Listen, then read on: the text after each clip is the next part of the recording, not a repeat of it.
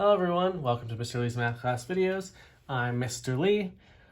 We are in Math 1332. We are about to wrap up the financial section. It's the last section dealing with amortization. We're going to talk about home buying because it has a few more elements and is a little bit more complicated than, say, buying a car because there are other aspects in play that you have to pay.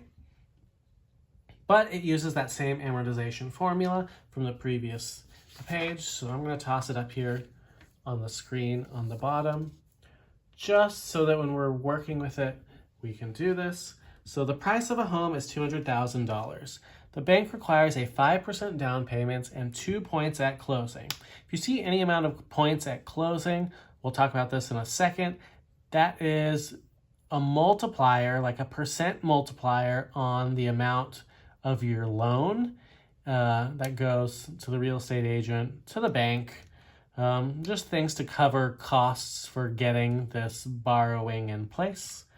The rest of the house is financed at a 6% interest rate for 30 years. Calculate the down payment, the amount due at closing, your monthly payments, the total amount you spend on the house, and the amount of interest you paid over 30 years. So that's a lot in one problem. Let's start with first things first. First things first is we need to figure out how much is the down payment and how much do we need to borrow from the bank in order to continue paying off the house, because basically what really happens is the bank pays the rest and then you pay the bank back from there. So first things first is you find the down payment. So you take the price of the home, so the down payment is the price of the home times the percent required on the down payment in decimal form. So that's $200,000 times the 5% down payment, 0.05, which in this case, you toss it in. You must pay $10,000 immediately. So that basically shows that you're financially responsible and you can handle dealing with this. The rest of the money is the part that you're going to have to borrow from the bank. So the borrowing amount is then the $200,000 minus the $10,000 that you put down. So you need to borrow the other $190,000 from the bank, which will be financed using amortization.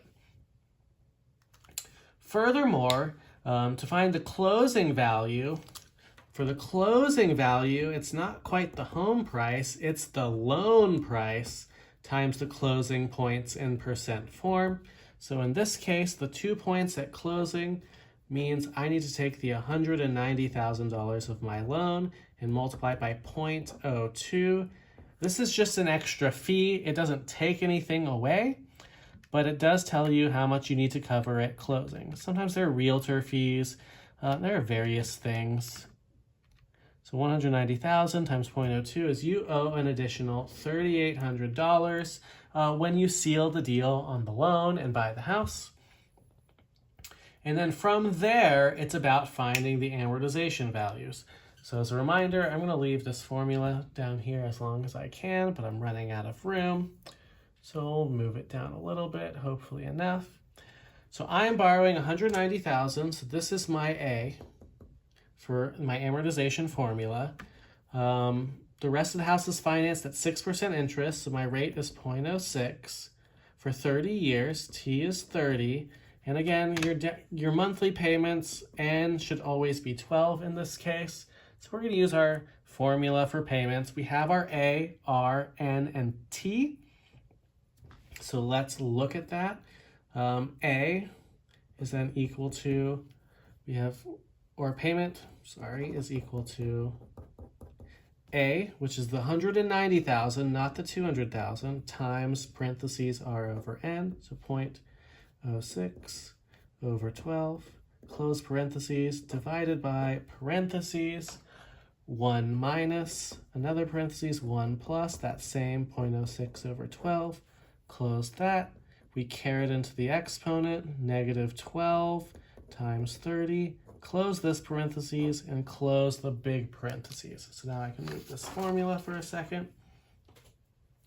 And this is, again, what you're going to type into the calculator.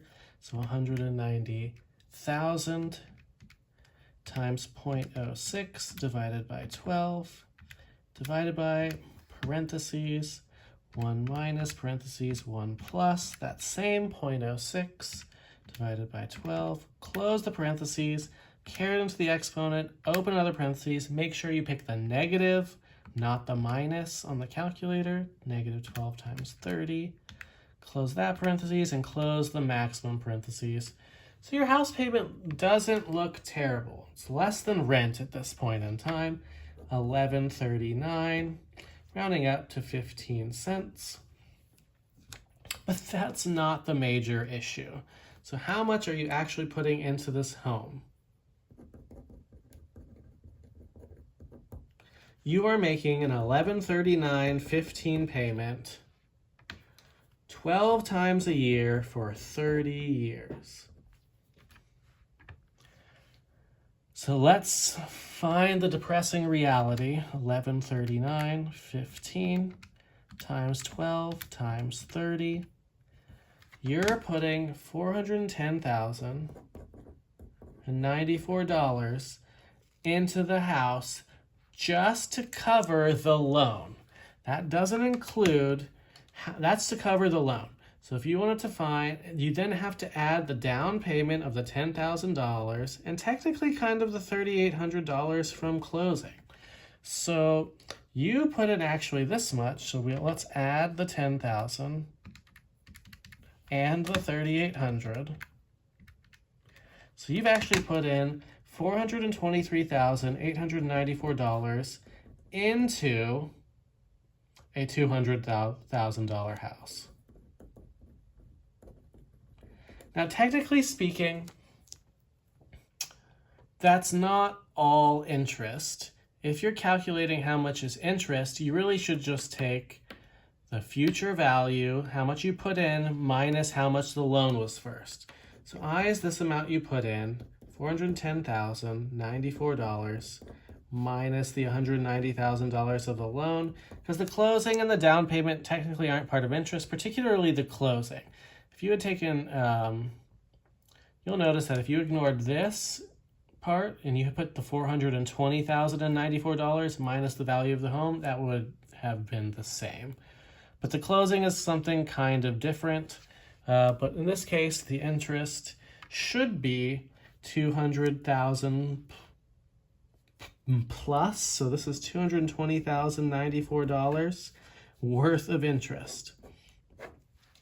Now, home buying and looking at the reality can be really depressing. So number 4 really just has you check what's the difference between paying it off in 30 years and paying your house off in 15 years.